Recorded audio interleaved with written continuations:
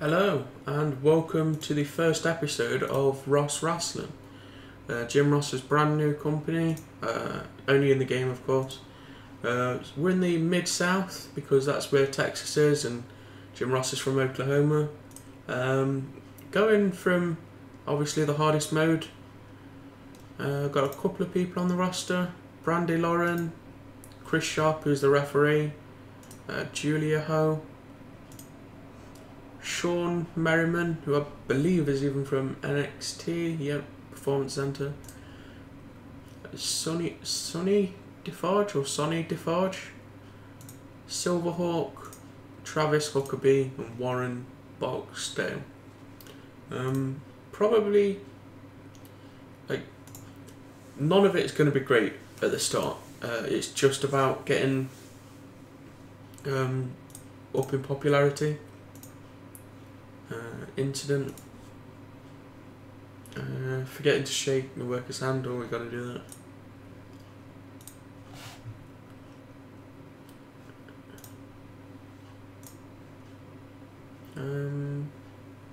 I'll be running all the shows in Mid-South for a while, and they're only an hour long until really can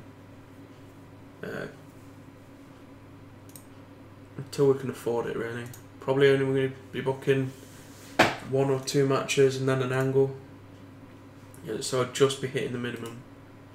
Sean Merriman, and are they both heels? Yeah. And Warren Barksdale. It's a weird name. We've got one ref. Yep. Road agent. It's gonna have to be Jim Ross. These guys are good. Not for the title. And you see how everyone does performance-wise before making a champion. We'll have Warren win.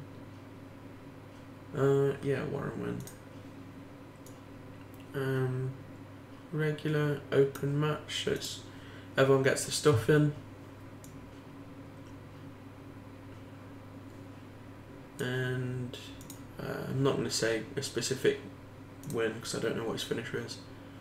These probably aren't going to be around for too long. As soon as I get up in levels I'm going to bring in some better people, but these are really the best you can get at the moment. I set match intensity to slightly higher, and yeah, that's pretty much it. We'll go for a women's match. In fact, I'm going to create a match. 1 versus 1 female, because they're both rated on sex appeal. They've got really high sex appeal, so we're going to do an eye candy based with high match prestige. Everything else normal. Yep. So I'll save that. It's right at the bottom. Women's, no.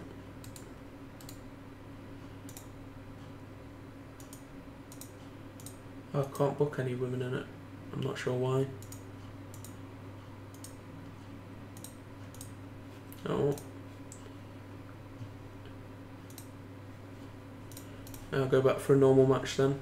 Try and get the other guys in. I'll go exclude booked. 2 faces and a heel, so we're gonna do that. Travis Huckabee and Sonny Defarge. Another quite long match. We'll have, can't remember who the face was. Travis Huckabee. Yep, Travis Huckabee was the face, so we'll have him go over. Even though he's, I think, is the one with less popularity.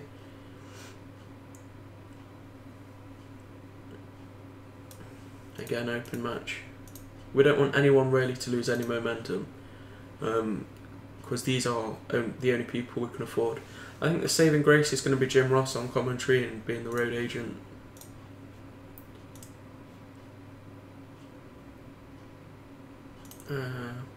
Would a cheap, no, tainted win. Let's save him a bit. You can be unhappy. That's definitely not the main event. We'll do a bit of an angle of... I'm going to look at the roster and see who's got the best microphone. 22, 17. Jim Ross clearly has the best, but he's not available to do it. 47 for Julia Ho. Sean with 58. Sonny with 61. Yeah. 48 for Silverhawk. 33 for Travis. And 22 for Warren. So I think it was Sonny Defarge, who of course is in the opener match. It's going to be a talking one.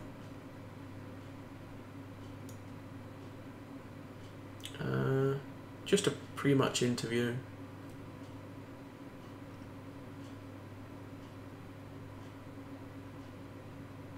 Is there such a thing?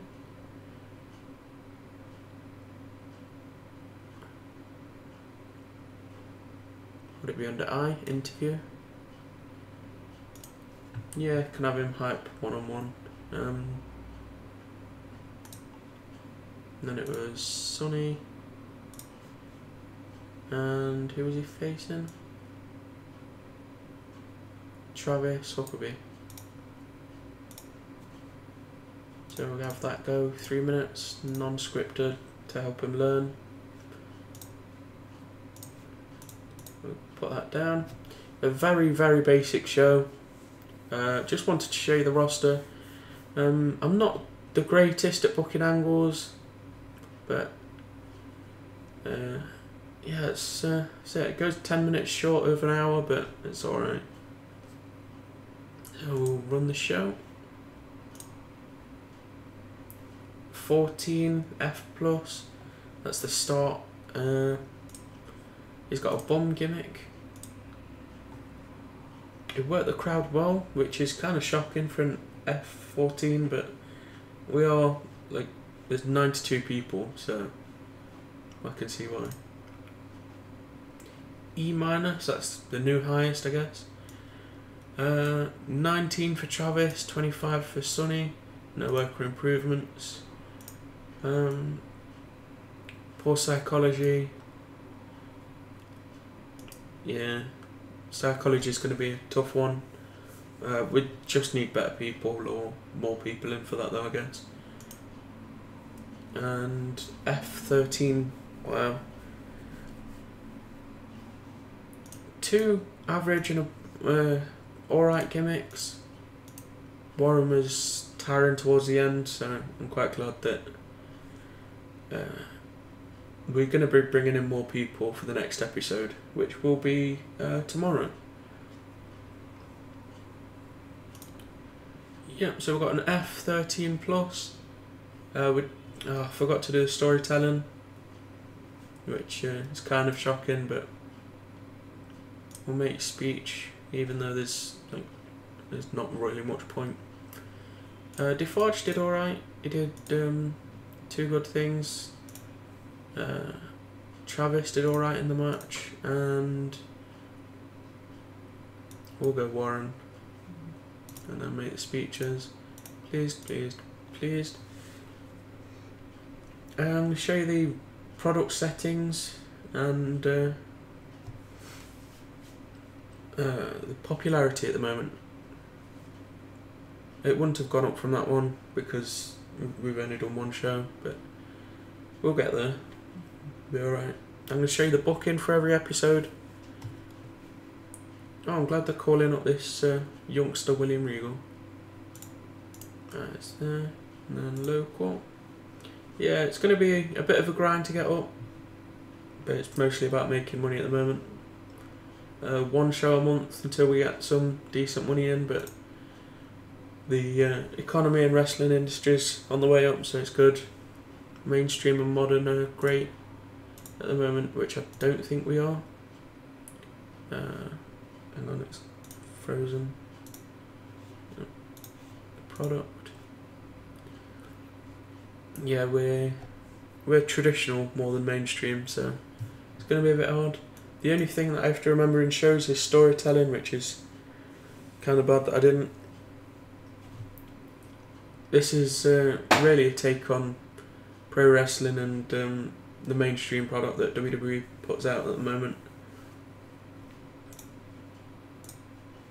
I'm thinking I should probably put Jim Ross in a couple angles, but it does really feel like cheating to have him be the road agent, commentator, and be on the microphone sometimes. If you have any suggestions for really small indie talent, I mean, people that would work for what is basically a backyard company at the moment, then leave them in the comments. Thank you for watching. Bye.